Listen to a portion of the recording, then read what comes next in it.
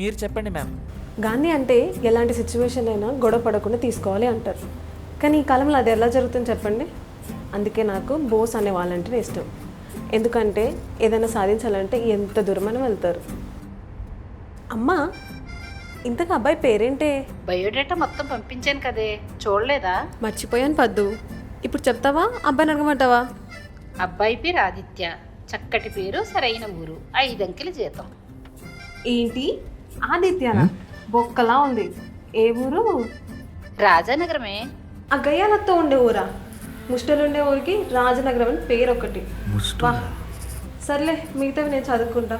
Bye bye.